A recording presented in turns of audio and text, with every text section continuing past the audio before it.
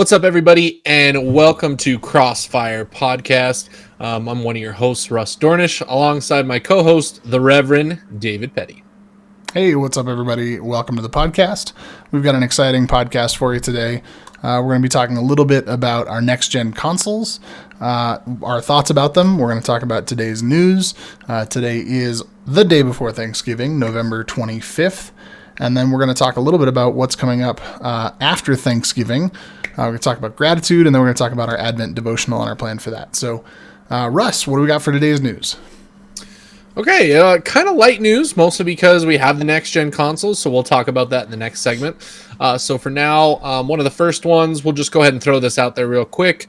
PlayStation Plus games have been announced for December.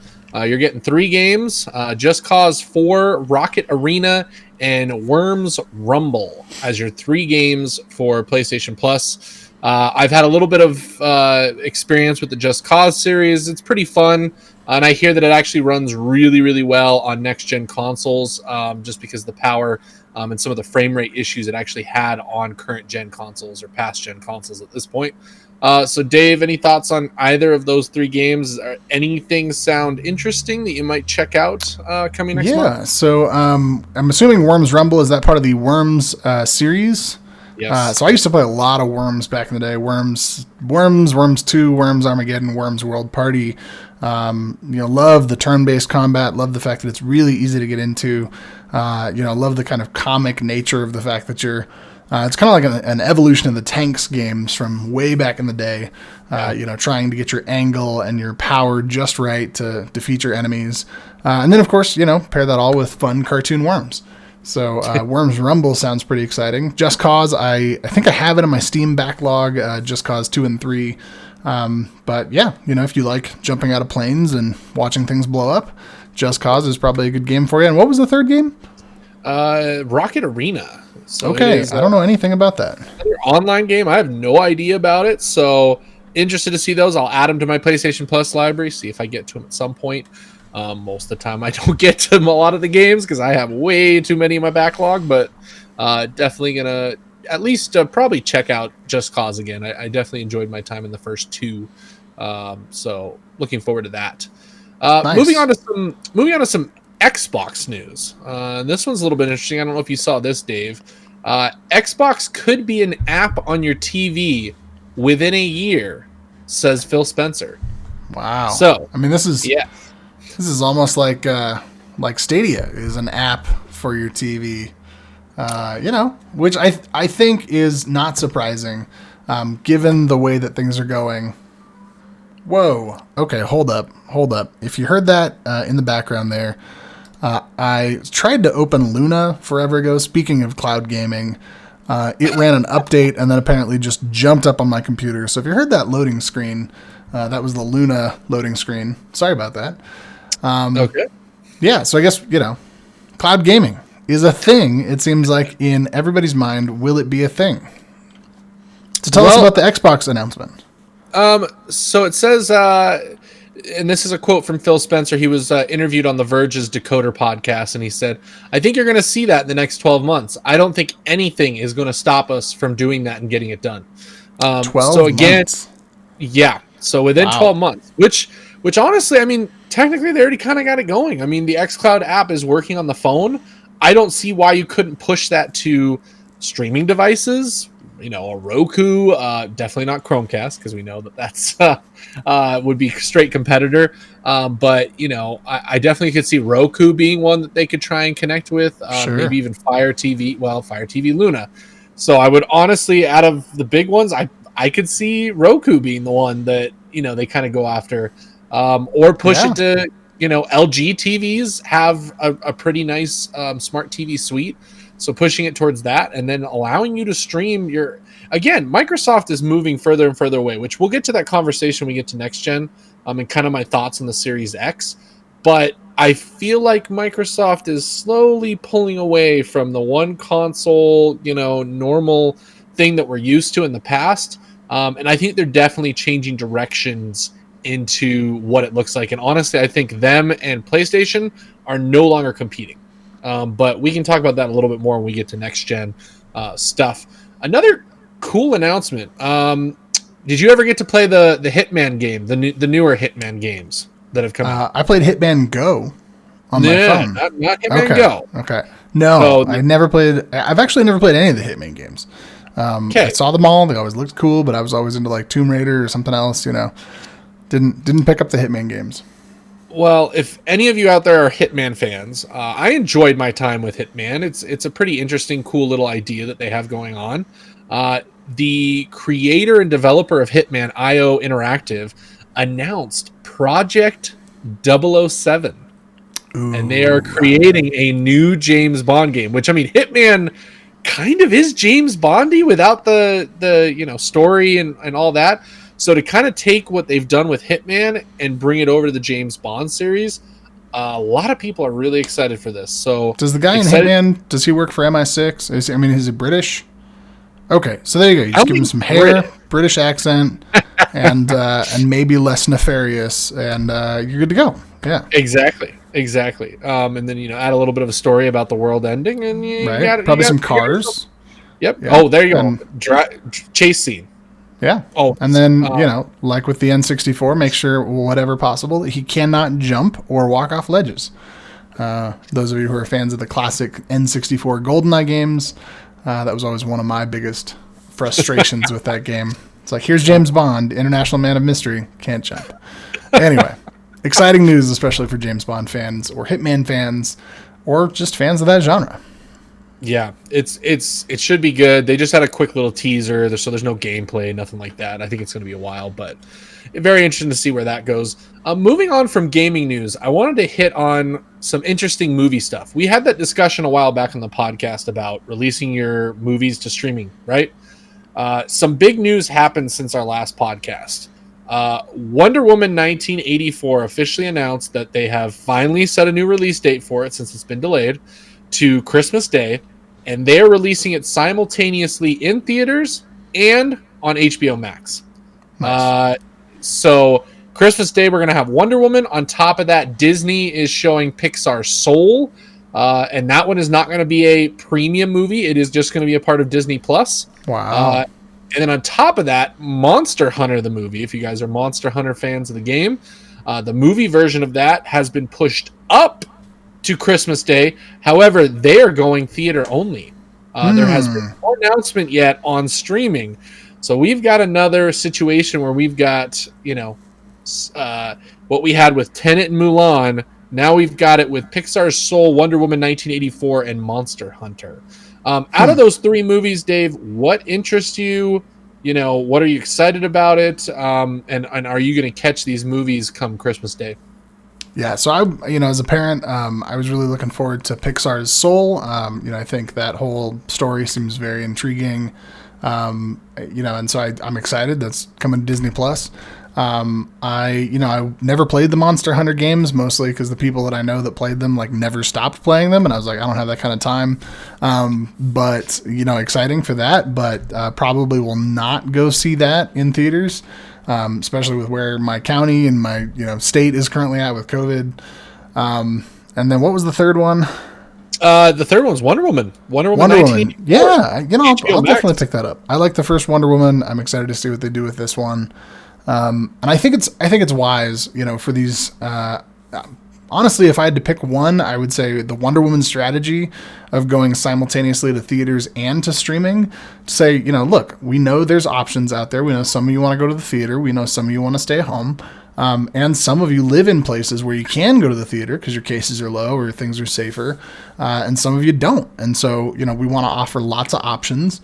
I still have not seen Tenet, which I'm frustrated about because I never got a chance to go to the theater.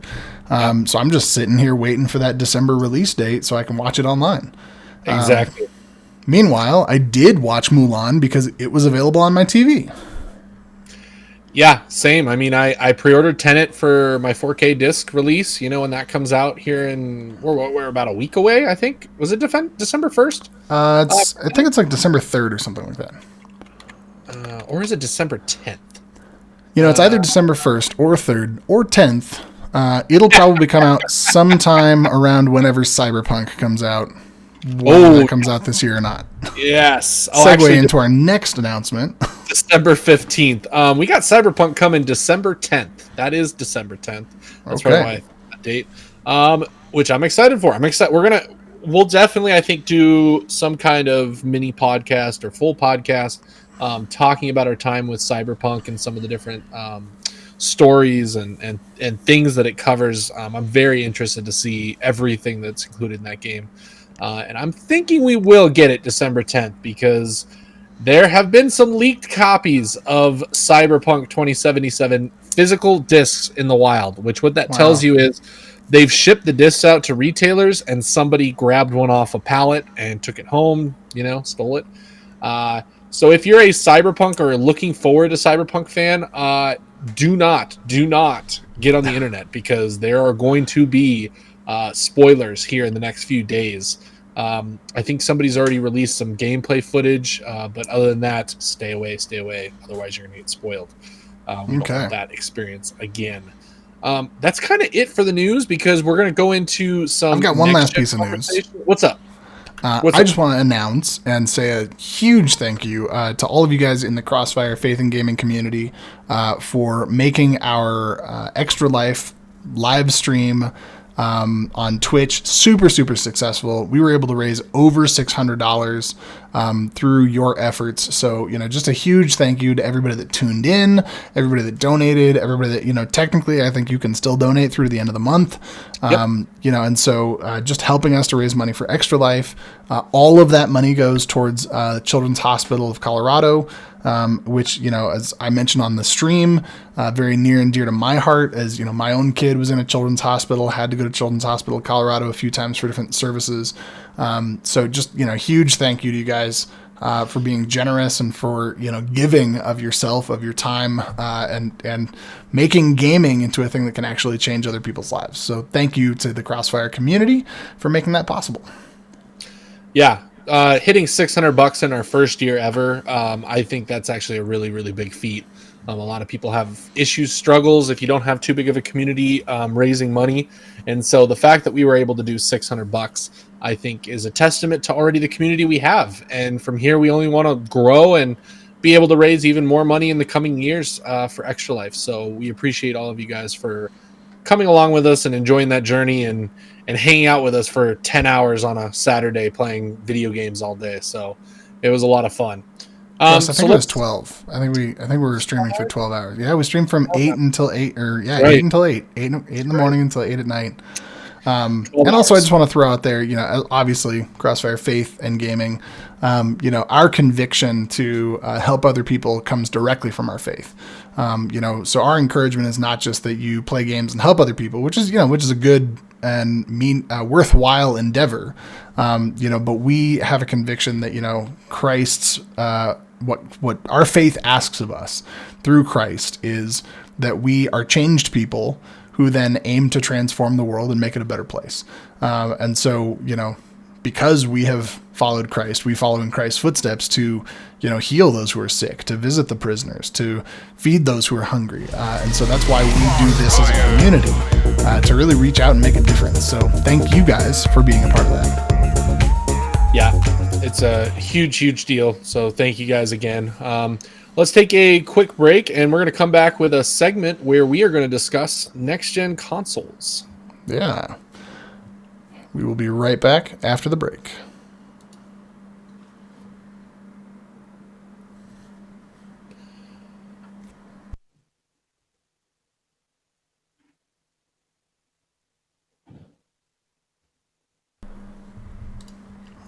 And we're back. This is Pastor David, Reverend David Petty with Crossfire Faith and Gaming, and I am joined by my co-host, Russ Dornish, and we're here to talk about next-gen consoles, which, if you're listening to this in the future, would be the past-gen consoles, but we're talking about the Xbox Series X.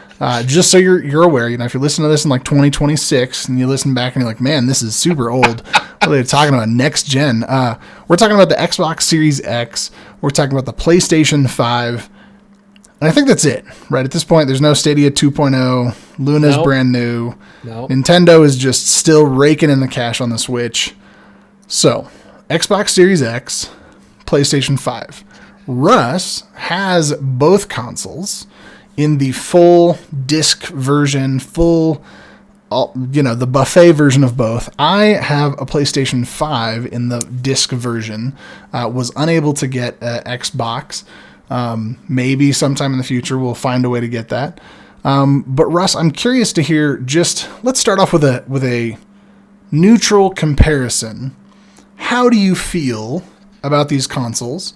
Are they truly next gen, or is it like a tiny bump up? And which one wows you the most and why? I would say it depends on who you are. For some people, it's going to seem like a small bump. I think we've gotten to that point where, graphics are only going to grow by so much. And unless you really are into the details, the lighting may not make that big of a difference to you. You may be like, oh, I don't see a big difference. For me, I do see a difference. I mean, the lighting in some of the games I've played is unbelievable. Now, when I'm comparing both the PlayStation and the Xbox Series X, I will say I have spent a lot less time on my Series X, and a lot of that has to do with right now, today, the Series X just doesn't have enough that makes it feel next gen. It is extremely fast. The loading is unbelievable. The quick resume feature is unbelievable. The problem is I have no brand new games to really look at what that looks like. It's only third party. There's no first party, exclusives, big games. We didn't get Halo. Whereas on the PlayStation side, while some of the games and most of the games that were exclusive to PlayStation did come to the PS4, Sony still developed those games for the PlayStation 5 and then downgraded them to the PS4. So because of that, you get a next-gen experience with Miles Morales. You get a next-gen experience with, what else are we? Some of the sports games, yes, but that's different. We get a next-gen experience. Well, the pack-in game with PlayStation 5 is probably the winner of this launch. Astro's Playroom is one of the best pack-in games since Wii Sports. And if you get a PlayStation 5, the very first thing you should do is start up Astro's Playroom. Dave, I know you've played a ton of Astro's Playroom. Your kids are loving it. Your wife is loving it. Tell me your thoughts. Astro's Playroom, do you agree? Is that probably the best launch game / pack-in free game somebody's gotten at launch? I mean, are we on the same level as Wii Sports? Absolutely. I will say, Wii Sports just will always hold a place in my heart. As a pack-in game, I think a lot of people expected it to be like a 1-hour tech demo of the controller vibrates, you can use the triggers, this is neat. It's actually a phenomenal game, and I think it's a phenomenal game for multiple reasons. I think number one, gameplay obviously is great. I think using the technology for the PlayStation is also amazing. The other thing it does is it's a history lesson in PlayStation history. So as you're going through the game, and I'm playing with my kids, and they're like, Dad, this says it's a PlayStation 2. Is that really what the PlayStation 2 looked like? Yes, children, that's what the PlayStation 2 looked like. Dad, why is there a network adapter? What does that do? Well, children, back in the day, there was no network adapter built into the console because the idea of your PlayStation 1 connecting to the internet was just why would you do that? It's a thing that connects to the TV. So it was really neat for me to sit down with the kids and talk through, here's the history lesson of all of these different parts and all of these different components, all the different consoles, and then also a solid 5 to 6 hours worth of gameplay, fairly difficult gameplay. And yet, my daughter and my wife, I think both platinumed the game before I could even get my hands on the console because they were really enjoying it quite a bit. But yeah, overall, just a phenomenal game. Would highly recommend it to anybody and everybody out there with a PlayStation. And if you don't have a PlayStation, make a friend who has a PlayStation, quarantine for 2 weeks, and then go play their PlayStation. Totally worth it. And then it made me sad because I went and I played Horizon Zero Dawn, and I was like, where's all the adaptability with the triggers? Where's the haptics? Where's the... So back to your point about the Xbox, I'm just eagerly awaiting more next-gen games that take advantage of that new technology, especially in the controller, and take advantage of the fast SSD speed. I did play a little bit of Call of Duty Cold War, and I was most blown away, I think, in the game by the adaptable triggers, by the haptics, also by the ray tracing. I mean, you look at it and like the lighting is gorgeous. But I also think that they both do a really neat, well, not both, the PlayStation at least, they've done a really good job with changing some of the ways that they offer interactability, and so the community features are a little bit better. That's neat, especially as a person who's a part of this gaming community. Overall, I think it's a solid launch. I really can't wait for all the next gen games though. And waiting to see what they come out with in terms of expandable storage for the PlayStation 5. I think it's my biggest frustration I ran into was like, okay, which games, and Russ, I asked you this, which games do I install on the PlayStation 5? Because it's only got 800 gigabytes of space. So at 120 gigabytes for some of those games, you're limited to like 5 or 6 games. The really big AAA games. So, but overall, I'm really excited about this launch. Tell me a little bit, does the Xbox controller feel any different from the prior gen controllers, or is it like just literally the same? That's the problem with the Xbox, is the controller literally the same. They added a share button, the share button we had on PlayStation 4. I thought it was supposed to be slightly different size. If it is, I barely noticed a difference. I did compare them to my other Xbox One controller. Couldn't really tell too much of a difference. It's not that big of a deal. There's no big deal when it comes to some kind of rumble or the triggers or anything like that, like PlayStation. On top of that, the other thing that was very disappointing is when I loaded up my Xbox, I get this cool scene for the Series X that's new, and then it brings me to the home screen. And it's the exact same home screen that I have on my Xbox One X. And I'm just like, this doesn't feel any different. Like, yeah, things load quicker. So that part felt different. But other than that, it didn't make me feel like I was playing next gen. I will say, though, that may be a comfortability thing. Because that was a place of frustration for me with the PlayStation 5 was, okay, I've come to... certainly like with the kids, right? My kids are playing games. They're playing Fortnite or Astro's Playroom. Hey, kids, turn it off. It's time to come eat dinner. They're like, I don't know how to turn the game off, because it used to be press the PlayStation button, it goes to the home screen. Well, now you press the PlayStation button, your game is still running. You got to press and hold the PlayStation button to go to the home screen. And then also, if you want to turn it off, you don't go up, you go down. So, some of those features, yes, it felt like next gen. Also felt a little uncomfortable because it feels like you're not quite home yet. Whereas maybe the Xbox feels more comfortable for those who don't like change. It's just, it's the same. What I love is I'm fine with the change. My big thing is it feels and looks next gen. Like it's clean. It's, they 4K. The clean is the big part. I'm sorry, but the Xbox UI for Xbox One has never been my favorite because it's so cluttered with ads and other things. And, you open the PlayStation and there are these little tiles up top, and then you get the whole screen of, the background for a game. And so I love that look of it. I also, honestly, the tiles that you can do and the help, I use that in Astro's Playroom. Okay.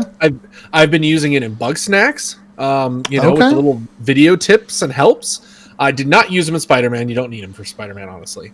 And I thought that was a great, cool feature. It was enjoyable. Going to that, I did play through, I Platinum Spider-Man Miles Morales. Highly recommend that. I know a lot of people out there, I've seen some comments about, it's a DLC of Spider-Man, it's a really short game, it's not worth it. False. I think it's absolutely worth it, and I am fine with the fact. Hold on, pause. My camera just turned off. So for anybody watching on our YouTube, you will notice that I'm gone. That's fine. How about I keep talking about Spider-Man, and we'll get. You keep talking. Back. There we go. I'm back. So yeah, Spider-Man Miles Morales. It took me 16 hours of game time to platinum it. Thank you, PlayStation 5, for tracking how long we play a game. So I was able to go and check. Oh, at my platinum, I had 16 hours of gameplay. The story itself, and that included a run through of New Game Plus, which I literally ran through in like 3 hours. So yeah, if you run through the game from start to finish with no side missions, no cutscenes, yeah, it's 3 hours. But with the cutscenes and all that, I think it took a good, 10 to 13 hours. And the story, is amazing. I love that Miles Morales is becoming such a big character in the comic book universe now, thanks to this game, thanks to Into the Spider-Verse. I love the fact that we have a biracial superhero that is now becoming some people's favorite. The new attacks that they added with the electricity power, I actually love that way better than the original Spider-Man game. Overall, highly recommend it. Highly recommend you pick it up on PS5 because you got two ways to play it: fidelity mode and performance mode. Fidelity mode is 4K ray tracing at 30 frames per second, and holy crap, does that look good. The ray tracing looks unbelievable. They also have performance mode, which is 4K 60 frames per second, no ray tracing. It has just built-in lighting, which is the same lighting you saw from the original Spider-Man game, which was still pretty darn good. Yeah. So I played my first playthrough, I did ray tracing. Second playthrough, I did performance. I think I preferred fidelity and doing ray tracing. I'm not a huge person that can really tell the difference with frame rate. So most people, I would say 30 to 60, it's a little bit smoother, and it's going to make a huge difference if you're playing first person shooter games, and multiplayer online, where seeing somebody in a split second earlier is going to make a difference. But, if you're playing an action adventure, third person game, I don't know, I would go with the ray tracing because I like the beautiful graphics. So, but I still haven't picked up Miles Morales yet. Still waiting. You got to do it. You got to do it and play through that. It's an awesome experience. Bug Snacks, I'm loving what I've played through with Bug Snacks so far. It is cute, funny, hilarious, interesting. It's exactly what reviewers said, which was it's a mix of Pokemon Snap with a little bit of Horizon, some puzzle game mixed in, with a fun, interesting story that anybody can play. So I highly recommend that one too. I'm so excited to finish that one up. But on Xbox, and I just thought about this, Dave, because you just gave me a reason for why. Because I was in my head, I don't need quick resume. I'm not somebody that's switching between 3 or 4 games. So it hasn't been a big deal for me on PlayStation. But your example of having your kids, your wife, you playing on the system, I could see the advantages of having that quick resume, because you could have your game loaded, your kids could have their game loaded, your wife could have a game loaded, and you guys could be able to come in and, oh, David's going to go to the church because he has work. I'm going to jump in and play Fortnite. Bam, quick resume, back and forth. That's the one thing missing from PlayStation. However, I honestly don't miss it because the games load so quickly on the PlayStation that it's not that big of a deal to me. I do think the one place, though, would be if the quick resume is also saving your progress, right? So, this is always the question in my mind is okay, I'm playing Horizon Zero Dawn for a little bit. I just did this whole mission. Wait, hold on. Did it autosave? Do I need to find a campfire? Because some games is all right, you're done with the mission, it autosaves. Or even, what if you're in the middle of the mission and you got to go someplace? I get a phone call, I've got to go do something. Well, without that quick resume, somebody else picks up the console. I'm in the middle of the mission. It's going to drop me back to the very beginning of the mission because there was no autosave in the middle.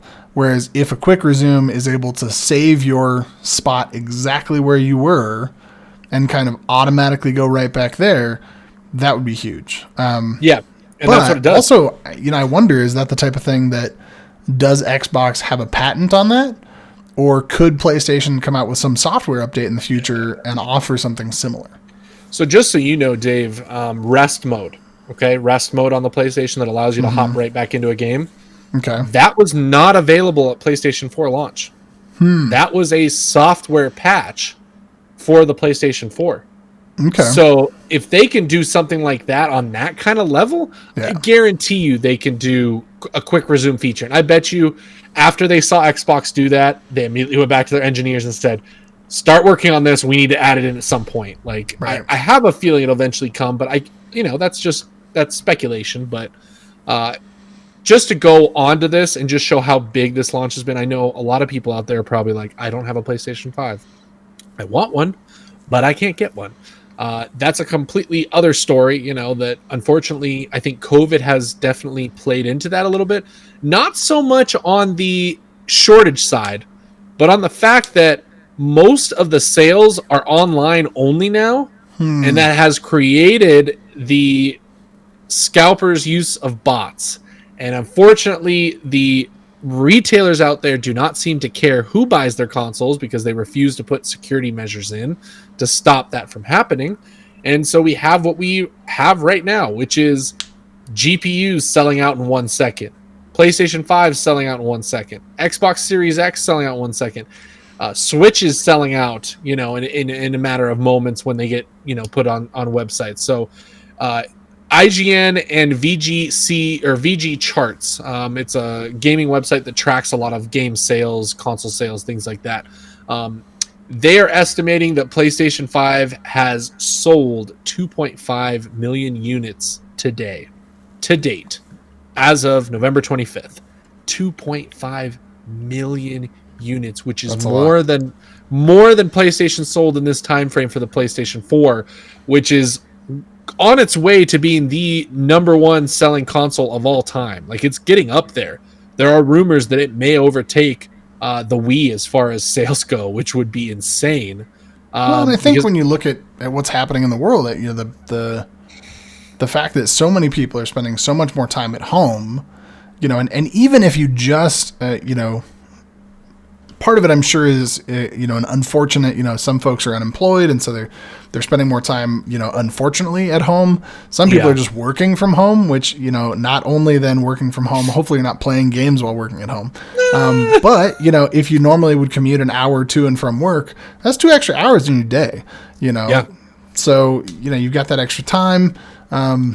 Plus maybe you're not punching a time clock exactly the same. I don't know. But a lot more people are saying, hey, I've got more time at home. I've got more time on my hands. And I think then these consoles are doing a much better job saying, we are also an excellent media player, kind of like what we saw with the PlayStation 3 offering a Blu-ray disc, now with a 4K Blu-ray player. So, hey, you want a console, you want a Blu-ray player, you want a media player, here you go, all in one. And people are saying, yeah. The other thing, it's been a long time since the last generation, so I think people maybe who sat out the last generation are saying, all right, now's the time.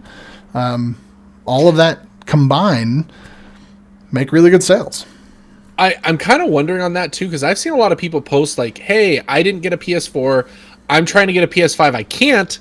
So guess what I did? I bought a PS4. Like this with games. Sure. And so I'm just really wondering, again, I think that'll help PlayStation 4 go potentially to the top of the mountain. And on top of that, what does that look like for PlayStation 5? And the fact that they sold 2.5 million units and people are still desperately wanting them.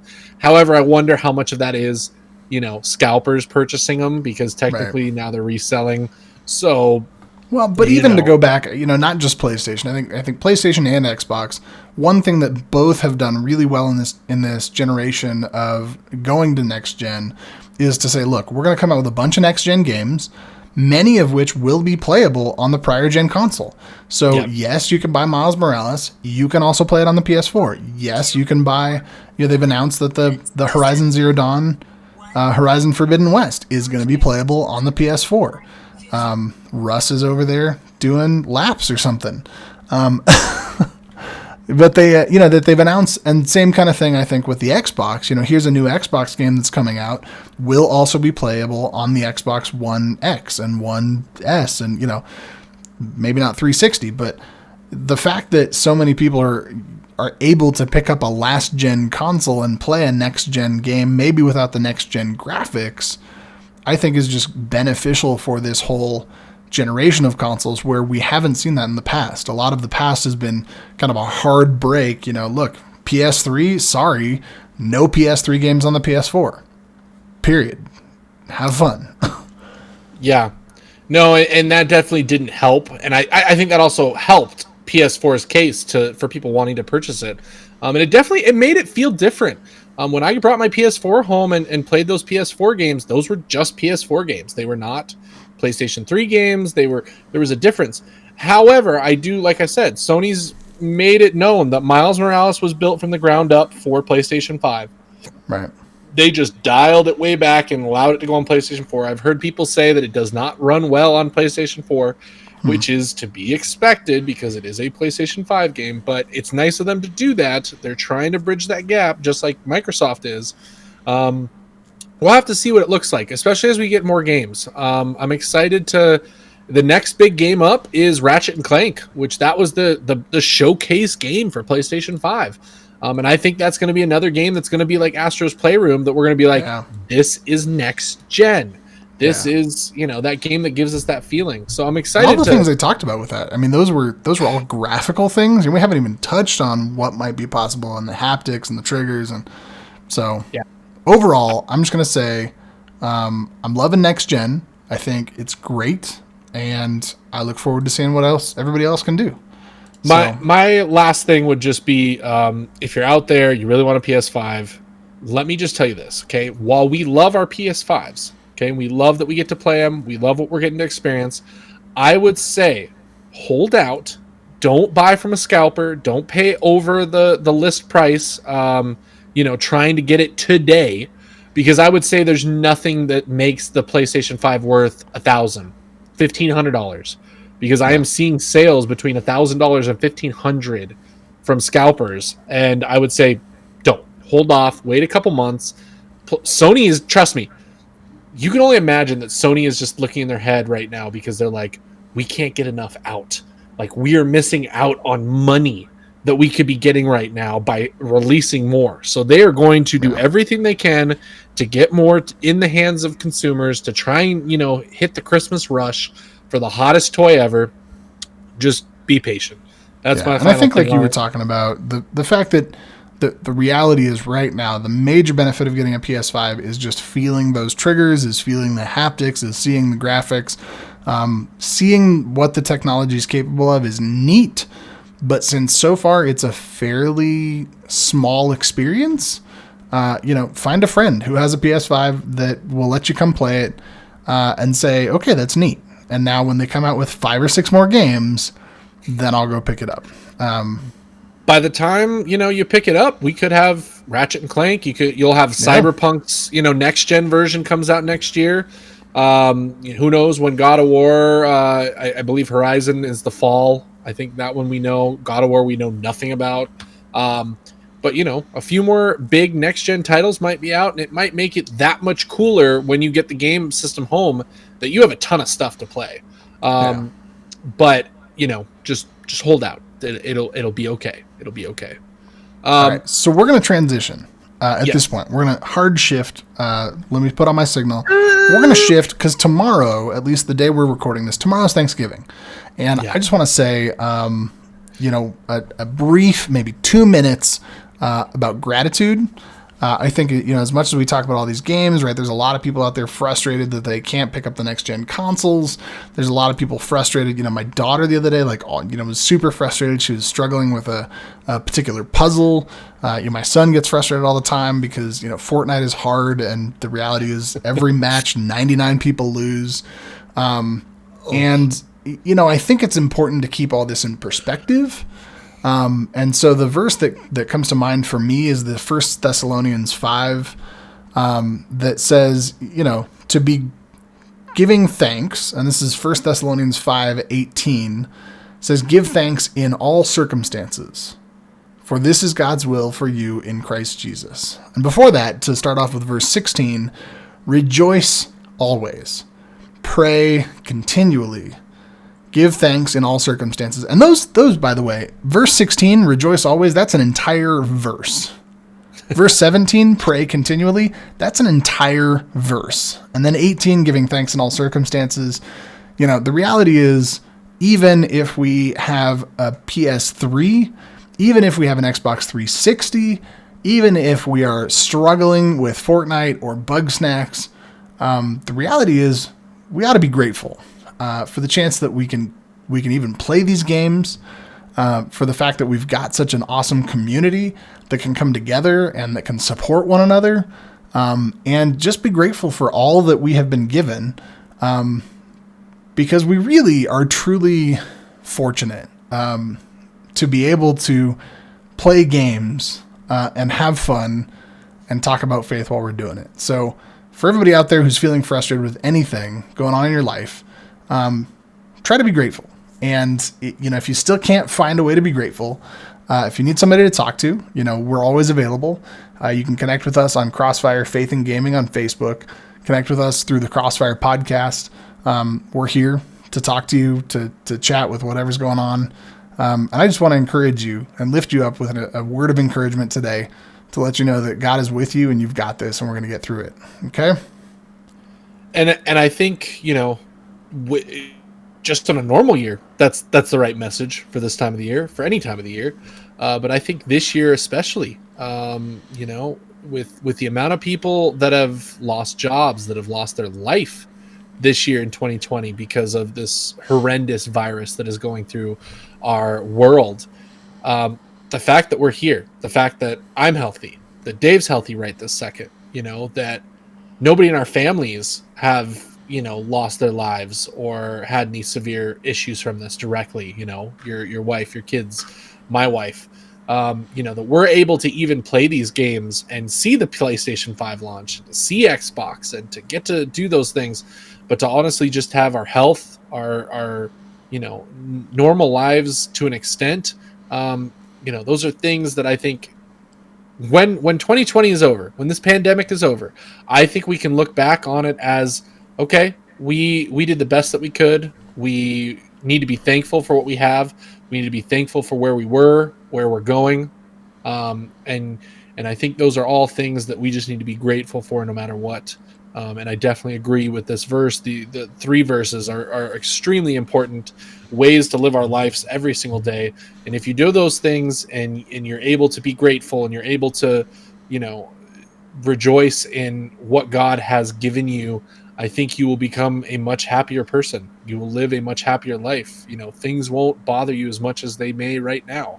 I think even if you're able to find the silver lining, right? If you're able to say, give thanks in all circumstances, right? Not just when things are good. Give thanks even if you did come down with COVID, even if your family members have lost their lives. Give thanks for what you do have. Give thanks for the blessings that are around you. It doesn't say give thanks for all circumstances, right? It doesn't say, give thanks that your family members lost their lives, or give thanks that you got COVID, or give thanks that things are terrible. But give thanks in the midst of that. If in the midst of struggle, we can find a way to give thanks to God for what we still have and continuously pray, right? Stay in that relationship and find something to rejoice about. That's, I think, going to be a huge key. It's interesting that you said that. And I'll make a little bit of a reference and a little bit of a history thing with me. And something I don't think I've told anybody this story, but so growing up and playing sports competitively and going to college and playing sports competitively, one thing that I constantly did was exactly what you're talking about, which was, finding the good in everything. I prayed personally before every game. I prayed after every game. But on top of that, I also prayed after every bad play that I had. And what my prayer was always after that happened was, thank you, God, for allowing me to play this game. Thank you, God, for keeping me safe. It wasn't, why didn't you help me? Why didn't you, step in? Why didn't you do this? Why didn't you make things better? It was always, thank you for the things that I am given, which is my health, and that I'm even able to do this because I know it can be taken away at any moment. And I think those are things we can take and we can use in gaming. Honestly, if you're a gamer that gets frustrated, it's, hey, I'm just glad I get to play this game. Who cares if I didn't win, Warzone or Fortnite or, Rocket whatever. League or it's give thanks for the fact that you can play, and don't pray for outcomes, right?